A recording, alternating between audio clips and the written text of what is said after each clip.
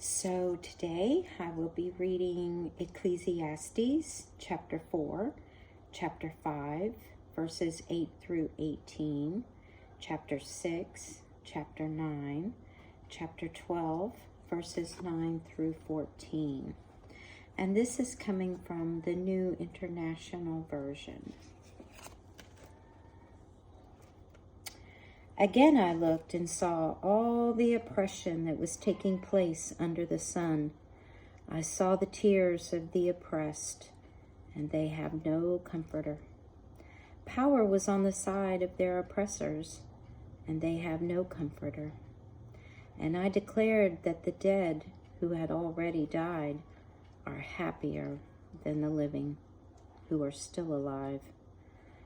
But better than both is he who has not yet been, who has not seen the evil that is done under the sun. And I saw all that labor and all achievement spring from man's envy for his neighbor. This too is meaningless, a chasing after the wind. The fool folds his hands and ruins himself. Better one handful with tranquility than 2 handfuls with toil and chasing after the wind. Again I saw something meaningless under the sun. There was a man all alone. He had neither son nor brother. There was no end to his toil. Yet his eyes were not content with his wealth. For whom am I toiling, he asked, and why am I depriving myself of enjoyment? This too is meaningless, a miserable business. 2 are better than 1 because they have good return for their work. If one falls down, his friend can help him up. But pity the man who falls and has no one to help him up. Also, if 2 lie down together, they will keep warm. But how can one keep warm alone? Though one may be overpowered, 2 can defend themselves. A cord of 3 strands is not quickly broken. Better a poor but wise youth than an old but foolish king who no longer knows how to take warning. The youth may have come from prison to the kingship, or he may have been born in poverty within his kingdom. I saw all that lived and walked under the sun followed the youth, the king's successor. There was no end to all the people who were before. But those who came later were not pleased with the successor. This too is meaningless, a chasing after the wind. Chapter 5, verses 8 through 18. If you see the poor oppressed in a district and justice and rights denied, do not be surprised at such things, for one official is eyed by a higher one, and over them both are others higher still. The increase from the land is taken by all. The king himself profits from the fields. Whoever loves money never has money enough. Whoever loves wealth is never satisfied with his income. This too is meaningless. As good increases, so do those who consume them. And what benefit are they to the owner except to feast his eyes on them? The sleep of the laborer is sweet, whether he eats little or much, but the abundance of a rich man permits him no sleep.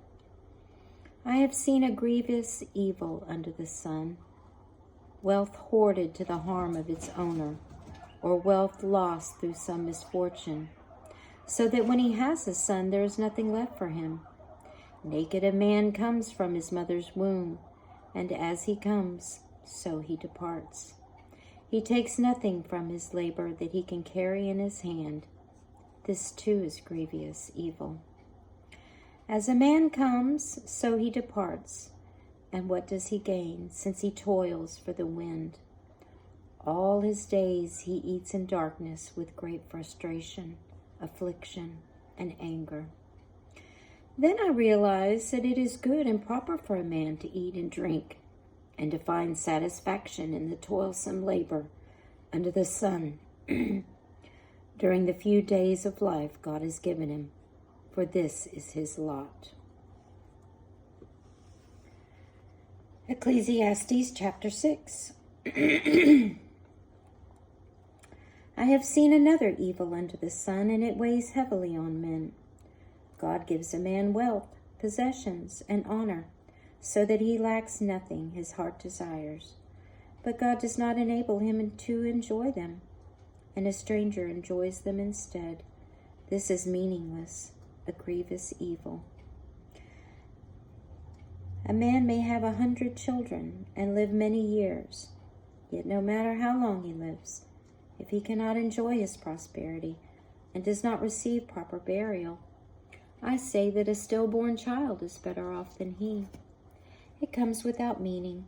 It departs in darkness, and darkness its name is shrouded.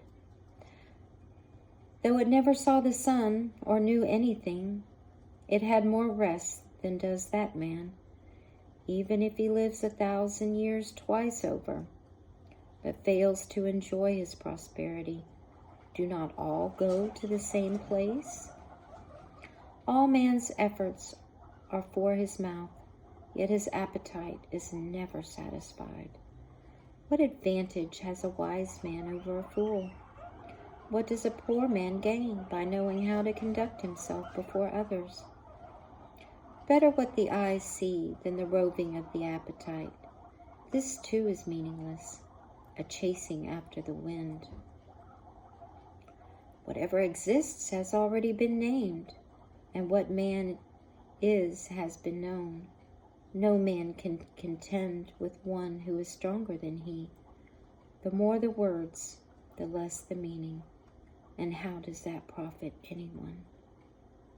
For who knows what is good for a man in life? During the few and meaningless days he passes through like a shadow. Who can tell him what will happen under the sun after he is gone? Ecclesiastes Chapter 9.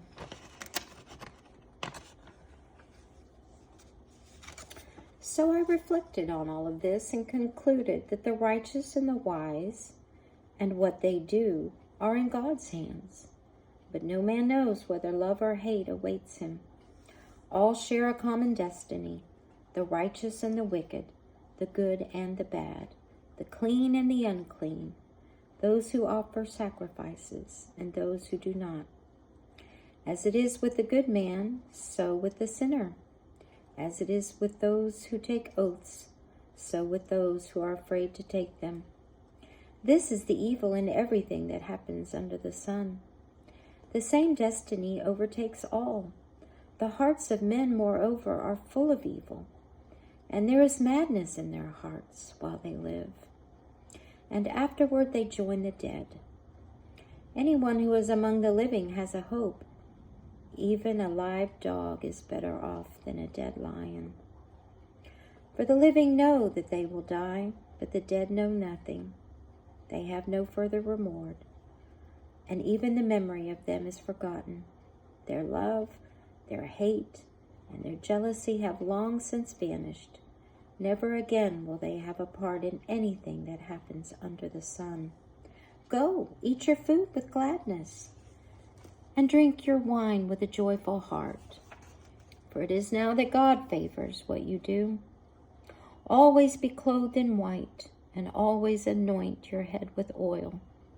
Enjoy life and your wife whom you love, all the days of this meaningless life that God has given you under the sun.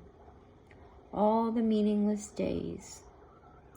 For this is your lot in life, in your toilsome labor under the sun. Whatever your hand finds to do, do it with all your might, for in the grave, where you are going, there is neither working, nor planting, nor knowledge, nor wisdom. I have seen something else under the sun. The race is not to the swift, or the battle to the strong, nor does food come to the wise, or wealth to the brilliant, or favor for the learned. but time and chance happen to them all. Moreover, no man knows when his hour will come. As fish are caught in a cruel net, or birds are taken in a snare, so men are trapped by evil times that fall unexpectedly upon them. I also saw under the sun this example of wisdom that greatly impressed me. There was once a small city with only a few people in it, and a powerful king came against it, surrounded it, and built a huge siege work against it. Now there lived in that city a poor but wise man, and he saved the city by his wisdom. But nobody remembered that poor man. So I said, wisdom is better than strength, but the poor man's wisdom is despised, and his words are no longer heeded. The quiet words of the wise are more to be heeded than the shouts of the ruler of fools. Wisdom is better than weapons of war, but one sinner destroys much good. Ecclesiastes 12, verses 9 through 14.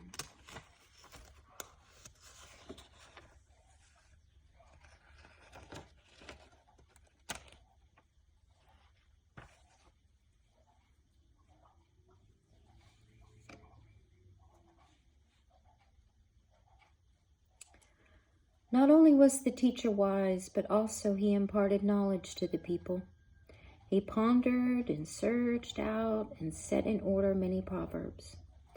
The teacher searched to find just the right words, and what he wrote was upright and true. The words of the wise are like goads. They collected savings like firmly embedded nails, given by one shepherd. Be warned, my son, of anything in addition to them. Of making many books there is no end, and much study wearies the body. Now all that has been heard, here is the conclusion of the matter. Fear God and keep his commandments, for this is the whole duty of man. For God will bring every deed into judgment, including every hidden thing, whether it is good or evil.